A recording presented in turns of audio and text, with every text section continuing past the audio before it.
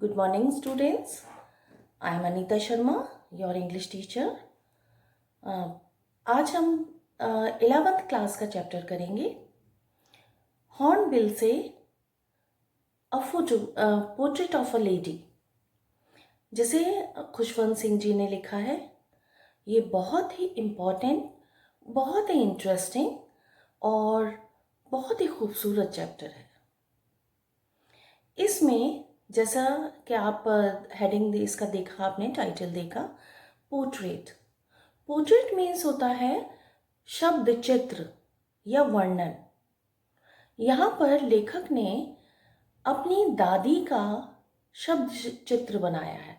शब्द चित्र माने शब्दों के माध्यम से उन्होंने अपनी दादी का एक पिक्चर हमारे सामने रख दिया है. यानी जब जैसे जैसे हम इस लेसन को पढ़ेंगे वैसे वैसे हमें ऐसा महसूस होगा जैसे उनकी दादी खुद हमारे सामने खड़ी हुई हैं. तो ये चैप्टर पढ़ने में आपको बहुत मज़ा आएगा, बहुत अच्छा लगेगा और मुझे पूरी उम्मीद है कि ये बहुत अच्छे से आप इस चैप्टर को समझेंगे और पढ़ेंगे, एंजॉय करेंगे.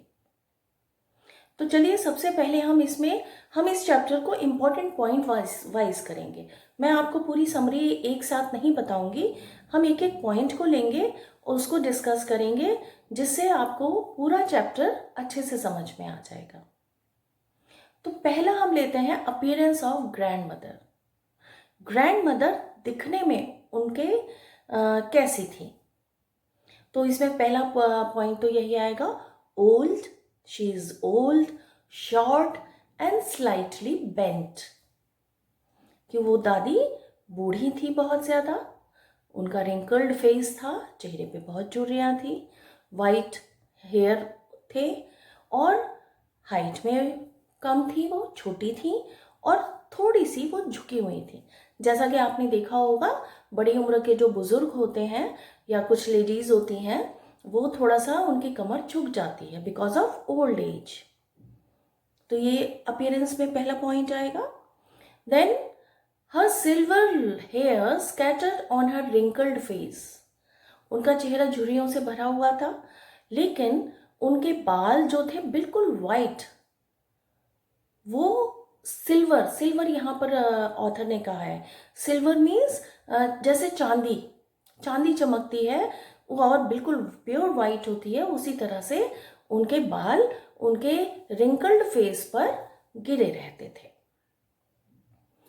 Telling beads of rosary. हर समय वो झुककर चला करती थी, जैसा हमने पहले बताया, वो झुकी हुई थी, कुछ झुककर चलती थी और एक हाथ उनका कमर पर रहता था बैलेंस बनाने के लिए और दूसरे हाथ से वो जो उनकी माला थी, जपने वाली माला, आपने बड़े बुजुर्गों को देखा होगा, वो हाथ से एक माला लेकर कुछ ना कुछ जपते रहते हैं, तो वो करती रहती थी, प्रेयर करती रहती थी हर समय. नेक्स्ट पॉइंट इसमें आएगा, according to author she was not pretty but beautiful. Author कहता है यहाँ पर लेसन में कि वो बहुत खूबसूरत नहीं थी, सुंदर नहीं थी, लेकिन फिर भी वो बहुत खूबसूरत थी. यानी जो उनकी सिंप्लिसिटी थी, जो उनके चेहरे पर जो कंटेंटमेंट था, जो शांति थी, उससे उनका चेहरा, उनकी अपीयरेंस, उनका फेस बहुत ही खूबसूरत दिखाई देता था. And author compares her calm face to a winter landscape. Author ने उनके शांत चेहरे को, जिस पर रिंकल्स पड़े हुए हैं और white hair, white locks, silver locks उनके चेहरे पर बिखर रहे हैं, उसका कंपैरिजन यहाँ पर विंटर्स लैंडस्केप से किया है. यानी लैंडस्केप मीन्स सीनरी से किया है. और जैसे सर्दियों में आपने देखा होगा पहाड़ों पर बर्फ जमी रहती है, तो ऐसे ही उनके चेहरे पे क्या है, उनके चेहरे पे पूरे वाइट, उनके जो सिल्वर हेयर्स हैं वो बिखरे हैं, जैसे बर्फ पड़ी हुई हो. तो कितना खूबसूरत वर्णन किया है ऑथर ने. तो ये तो एक हो गया पहले हमारा पार्ट अपीयरेंस का, कि दादी माँ दिखने में कैसी थी। ठीक है, मेरे ख्याल से आपको ये अच्छे से समझ में आ गया होगा। अगला पॉइंट हम करेंगे इसका, last hours of her life. उनके जो जिंदगी के आखिरी घंटे थे वो कैसे गुजरे, वो उन्होंने कैसे बिताए, क्या उन्हें कोई प्रॉब्लम हुई या नहीं हुई, जो भी था उसके बारे में हम डिस्कस करते हैं। तो इसमें पहला पॉइंट तो आएगा कि उन्हें हल्का सा बुखार हुआ, शी गॉट माइल्ड फीवर, जिसको हम लोग बहुत इजी मतलब नॉर्मल ले लेते हैं कि अब कभी हरारत हो जाती है, कुछ हो जाता है। उसके बाद उन्हें ज़बरदस्ती डॉक्टर से दवाई दिलवाई गई, उन्हें बिस्तर पर लिटा दिया गया, but peacefully kept on praying and telling the beads continuously। वो लगातार प्रेयर बोलती रही, मुंह से आवाज नहीं आ रही थी, लेकिन उनके जो लिप्स थे वो मूवमेंट कर रहे थे और एक हाथ से वो अपनी रोजरी को जप रही थी। तो एंड भी देखिए उन्होंने कितनी शांति से जिया अपना। उसके बाद क्या हुआ, suddenly the lip movement stopped and the rosary fell from lifeless fingers। अचानक उनकी मूवमेंट बंद हो गई और जो रोजरी थी वो उनके हाथ से छूट गई। It means she is dead now. तो ये हमने देखा उनका जो लास्ट का जो मोमेंट था, जो आखिरी जिंदगी के उनके कुछ घंटे थे, वो कैसे गुजरे। तो हम इसमें ये भी देखते हैं कि जैसा उनका अपीयरेंस यहाँ ऑथर ने पहले बताया कि वो बहुत शांत थी, बहुत खूबसूरत थी, वैसा ही उन्होंने अपने जीवन के आखिरी पलों को जिया। अगला पॉइंट हम इसमें करेंगे, अगला जो डिटेल में आपको समझाऊंगी। Sparrows paid their silent tribute to her. बिल्कुल लास्ट का पोर्शन है बेटा ये, और ये भी बहुत इंपॉर्टेंट है कि जो चिड़ियों को वो हमने लेसन के बीच में पढ़ा होगा, हम उसको अगली वीडियो में थोड़ा सा अलग पॉइंट से हम क्योंकि कर रहे हैं तो उसको हम अलग तरीके से डिस्कस करेंगे। वो जो चिड़ियों को रोटी के दाने, रोटी के टुकड़े डालती थी, वो चिड़िया उनके पास आपने पढ़ा होगा कि कोई उनके कंधे पे बैठती थी, कोई सिर पे बैठती थी, वो बड़े प्यार से उनको हटाती ही नहीं थी और बड़े प्यार से उन्हें बैठे रहने देती थी और उनको रोटी के टुकड़े खिलाती रहती थी।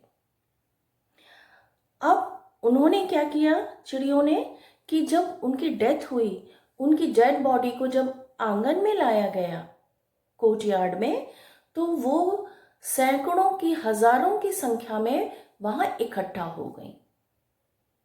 उनके चारों तरफ आसपास उन्हें घेर कर बैठ गई और बिल्कुल शांत, नो चिरपिंग, बिल्कुल उन्होंने साउंड नहीं निकाली, जैसे उन्हें पता नहीं किसी ने जैसे बता दिया या उन्हें आभास हो गया कि अब ये जो दादी हैं ये मर चुकी हैं।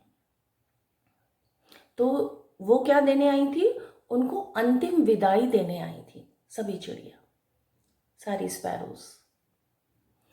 उसके बाद इवन उन्हें जब मदर ने ये देखा, ऑथर की मदर ने ये देखा कि वो सारी चिड़ियाँ एक साथ इकट्ठी हो गई हैं, तो उन्होंने रोज की तरह जैसे दादी उन्हें खाना खिलाती थी, रोटी के टुकड़े डालती थी, वैसे ही उन्होंने भी रोटी के क्रम्स, ब्रेड क्रम्स उन्होंने डाले, लेकिन किसी भी चिड़िया ने उस रोटी के टुकड़े को छुआ भी नहीं।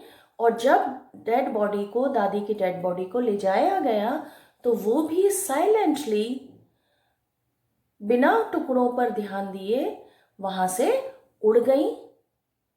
और फिर ऑथर की मदर ने नेक्स्ट डे उन टुकड़ों को झाड़ू से साफ करके इकट्ठा किया। तो इस तरह से देखते हैं बेटा हम कि जो पक्षी है, जो मूक पक्षी है, जो बोल नहीं सकता, उसमें भी कितनी ज्यादा फीलिंग्स होती हैं। आपने देखा होगा बहुत से लोग जानवरों को पालते हैं तो उनसे कितना अटैचमेंट हो जाता है। तो इसी तरह से हमने यहाँ पर दादी के साथ उन स्पैरोज की फीलिंग्स को अटैच होते हुए देखा। तो ये भी बहुत इम्पोर्टेंट पॉइंट इस चैप्टर का है। तो मुझे पूरी उम्मीद है बच्चों आप लोगों को ये समझ में आ गया होगा, और अगली वीडियो में मैं आपको इसके अगले पॉइंट्स, जो चैप्टर के अगले पॉइंट्स हैं, जबकि ऑथर का जो 3 फेजेस इसमें चैप्टर में दिखाए गए हैं, चिल्ड्रन फेज, एक चाइल्ड फेज दिखाया गया है, एक यंग फेज, यूथ फेज दिखाया गया है, एंड ओल्ड। तो 3 चीज़ों को, 3 उम्र के 3 पड़ावों को इसमें दिखाया गया है। उनके बारे में हम अगले वीडियो में डिस्कस करेंगे। Till then take care, good bye, have a nice day. और मेरा चैनल आपको पसंद आया हो तो मेरे चैनल को प्लीज़ सब्सक्राइब कीजिए, शेयर कीजिए, लाइक कीजिए और कमेंट कीजिए। Thank you.